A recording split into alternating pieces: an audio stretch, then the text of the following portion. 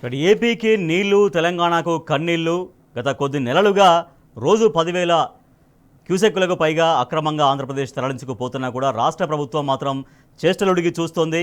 ఇవాళ నిన్న మాజీ మంత్రి హరీష్ రావు రియాక్ట్ కావడంతో నిన్న ప్రభుత్వం పట్ల తీవ్రంగా ఎట్లా ఆగ్రహాలు వ్యక్తమవుతున్నటువంటి ప్రజల నుంచి అనేది నిన్న ఆయన మాట్లాడిన తర్వాత ఇవాళ యాక్చువల్గా కేఆర్ఎంబీ సమావేశం ఉండే, కానీ మళ్ళీ ఆంధ్రప్రదేశ్ ప్రభుత్వం ఏపీ సీఎం చంద్రబాబు నాయుడు ఒత్తిడితో ఇవాళ కేఆర్ఎంబీ సమావేశం కూడా జరగలేదు అన్నటువంటి విమర్శ కూడా ఉంది.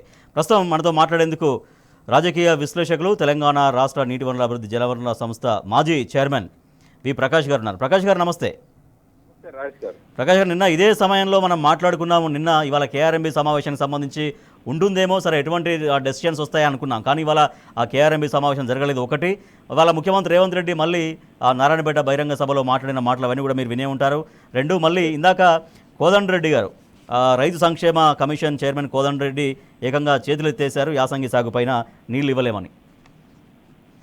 అవును, అయితే ఇక్కడ ఈ కేఆర్ఎంబీ మీటింగ్ ఎందుకు వాయిదా పడ్డది అనడానికి ఒక కారణం ఉంది. ఇదేంటంటే ఇప్పుడు మీటింగ్ పెట్టినట్టయితే నీళ్ల లెక్కలన్నీ తెలంగాణ అడుగుతుంది.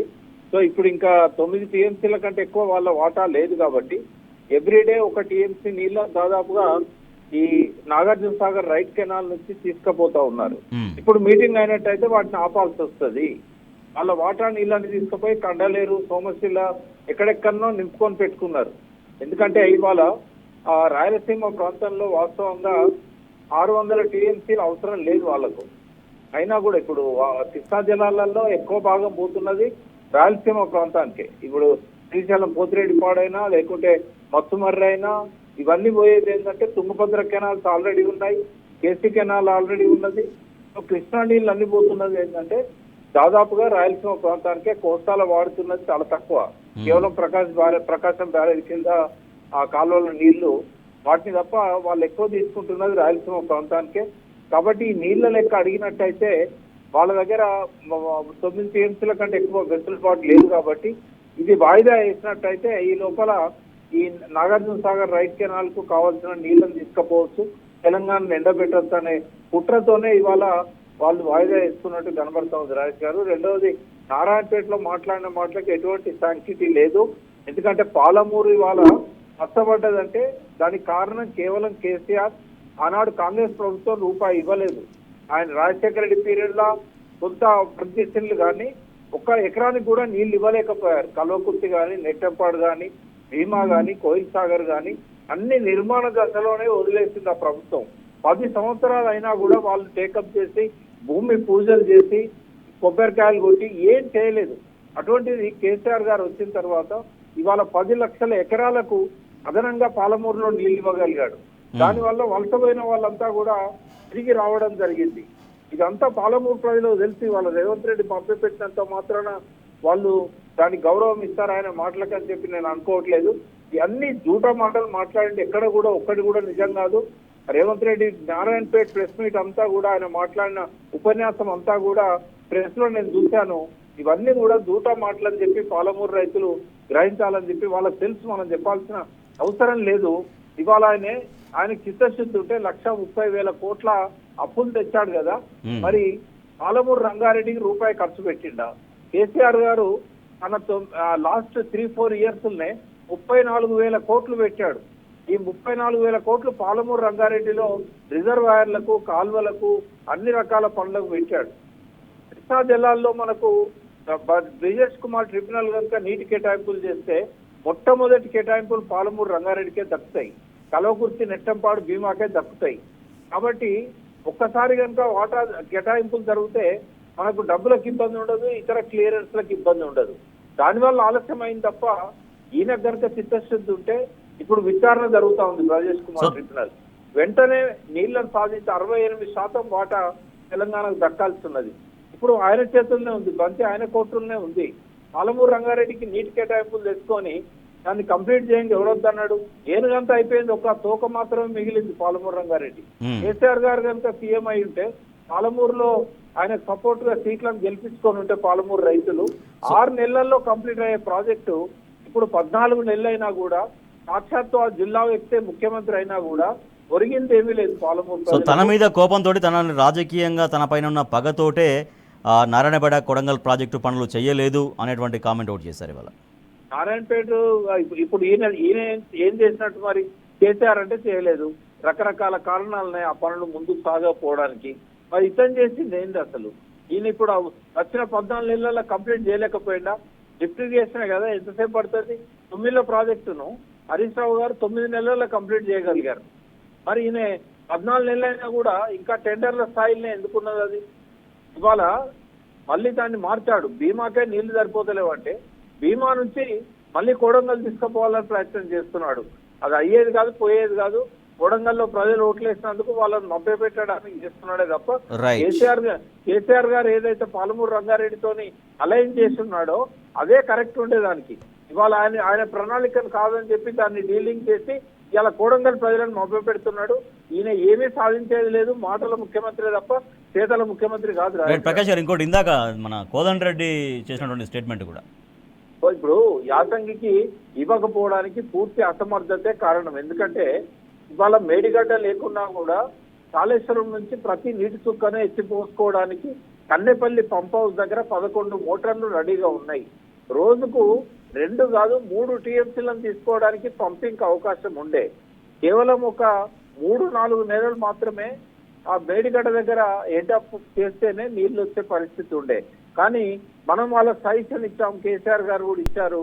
కన్నెపల్లి పంప్ హౌస్ దగ్గర ఒక చిన్న కాపర్ డ్యామ్ కట్టుకున్నట్టయితే, ఒక అడ్డుకట్ట వేసినట్టయితే గోదావరిలో పారే నీరంతా కన్నెపల్లి పంప్ హౌస్ లో పోతుంది.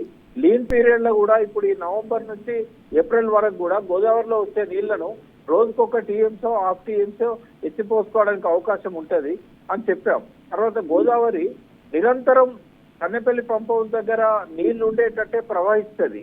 దాదాపు 6 నెలలు 5 నెలల పాటు మనకు July, August, September, October, November ఈ మొత్తం కూడా రోజుకు 2 టీఎంసీల నీళ్లను ఎత్తిపోసుకోవడానికి అవకాశం ఉన్నా కూడా పంపులను ఆన్ చేయలేదు, లిఫ్ట్ చేయలేదు, ఎన్డీఎస్ఏ రిపోర్ట్ ఇవ్వలేదనే సాకుతోని పనులు పూర్తయిన తర్వాత కూడా అన్నారం దగ్గర కానీ, తుందిళ్ల దగ్గర కానీ స్టోరేజ్ చేయలే, ఎల్లంపల్లి దగ్గరికి నీళ్లు తీసుకపోలే. వర్షాకాలంలో వచ్చిన నీళ్లను మాత్రమే అప్పర్ మానేర్ నుంచి ఇటు మిడ్ మానేర్ నుంచి ఈ రంగరాజ్ సాగర్ కానీ, ఆ తర్వాత మలానా సాగర్ కానీ కొద్దిగా తెచ్చుకున్నారే తప్ప ఇప్పుడు అక్కడి నుంచి నీళ్ళని లిఫ్ట్ చేసి ఉంటే యాసంగి పంటలకు ఒక్క మహబూబ్ నగర్ జిల్లాకు తప్ప అన్ని జిల్లాలకు అవకాశం ఉండేది. మహబూబ్ నగర్ జిల్లా కూడా శ్రీశైలం నీళ్లను అన్నిటినీ దాదాపుగా 300-400 టీఎంసీలను రాయలసీమకు తరలించకపోతా అంటే చూస్తూ ఉన్నాడు రేవంత్ రెడ్డి. కానీ కనీసం మహబూబ్ నగర్ జిల్లాలో ఉన్న రిజర్వాయర్లను కూడా నింపుకోలేదు.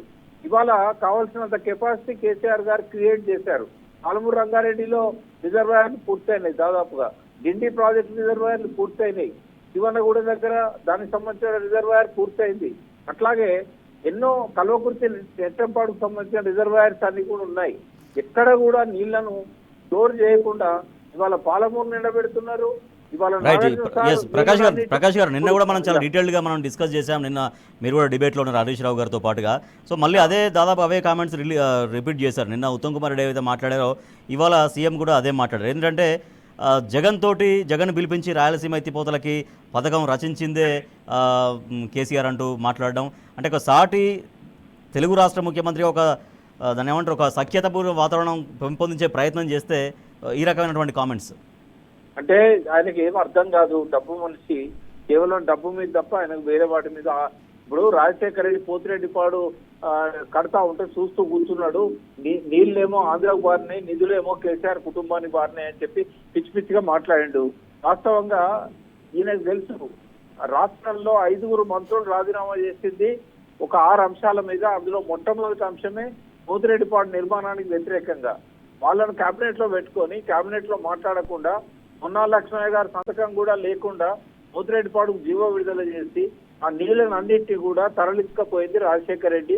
అప్పుడు కేబినెట్ లో ఉన్న 6 మంత్రులు రాజీనామా చేసినప్పుడు టీఆర్ఎస్ లో కార్యకర్తగానే ఉన్నాడు కదా రేవంత్ రెడ్డి. తెలియదు ఆయనకు అన్ని కూడా జూటా మాటలన్నీ అన్నది. ఎందుకంటే ఆ పోతిరెడ్డిపాడు వ్యతిరేకించింది కేవలం కాంగ్రెస్ లో ఒక్క ఎమ్మెల్యే పి జనార్దన్ రెడ్డి, ఆయనకు కొంత సహకరించింది మర్రి శ్రీధర్ రెడ్డి. వీళ్ళు ఎవరైనా మాట్లాడింది ఆ రోజు కాంగ్రెస్ లో ఉన్న వాళ్ళంతా? మరి రాజశేఖర రెడ్డి కాంగ్రెస్ పార్టీ ముఖ్యమంత్రి కాదా? అదే పార్టీ కదా ఇవాళ రేవంత్ రెడ్డిని ఎన్నుకున్నది.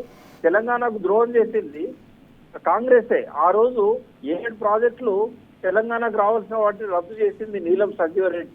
ఇందులో 3 ప్రాజెక్టులు ఉన్నాయి. ఎక్కడన్నా వాటి గురించి మాట్లాడిలా? ఇప్పుడు బ్రజేష్ కుమార్ దగ్గరనన్నా కనీసం ఆ పాత ప్రాజెక్టుల గురించి మెన్షన్ చేసి మాకు అప్పుడు అన్యాయం జరిగింది సమైక్య రాష్ట్రంలో, మా బేసిన్ వాటా ప్రకారం ఇవ్వాలని చెప్పి రేవంత్ రెడ్డి ఎప్పుడన్నా పోయి అక్కడ మాట్లాడిండా, లేకుంటే ఎవరికన్నా చెప్పిండా? కూడా ఏంటంటే ఆయన ఏదో 4 ఏళ్ళు పబ్బం కట్టుకుందాం, దొరికినంత దోచుకుందామనే ఆలోచన తప్ప నీళ్ల గురించి 14 నెలలైనా కూడా అవగాహన పెంచుకోలేదు. పోనీ జగన్ మనకు సహకరించలేదు. ఇప్పుడు చంద్రబాబు నాయుడు నీకు రాజకీయ గురువే కదా, నీ మనసు అంతా అక్కడే ఉంది కదా, నీ శరీరం ఇక్కడున్నా కాంగ్రెస్ లో శరీరం పెట్టుకొని తెలుగుదేశంలో మనసు పెట్టుకున్న ముఖ్యమంత్రి నువ్వు. మరి నువ్వన్న పోయి తెలంగాణ ప్రజల కోసం నీ ఎలక్షన్ కోసం క్యాండిడేట్లను పెట్టే పార్టీ టీడీపీ పార్టీ, మరి తెలంగాణ ప్రజల కోసము మాకు వాటా ఇవ్వమని చెప్పి ఎందుకు అడగవు? ఇవాళ బంకచెర్లకు నీళ్లు పోవాలంటే మన ప్రాజెక్టులకు అడ్డం తగిలితే ఎట్లా పోతాయి? చాలా మంది అడుగుతుండ్రు, పోలవరం నుంచి తీసుకుపోయే నీళ్లు కదా, మనకేమి ఇబ్బంది ఉండదు కదా అంటే మనకు రావాల్సిన అనుమతులు ఏవి రానియకుండా అడ్డుపడుతూ ఇవాళ గోదావరి మీద పెండింగ్ ప్రాజెక్టులన్నీ పర్మిషన్ రాకుండా ఉన్నాయంటే చంద్రబాబు నాయుడు అడ్డుపడడం వల్లనే. మరి నీ మీద ఆధారపడి కేంద్ర ప్రభుత్వం నడుస్తున్నది. నీ శిష్యుడే కదా ఇక్కడ ముఖ్యమంత్రి. మరి తెలంగాణ బాగుండాలని ముఖ్యమంత్రి ఉంటే చంద్రబాబు నాయుడు ద్వారా ఎందుకు తను పైరవి చేయడు?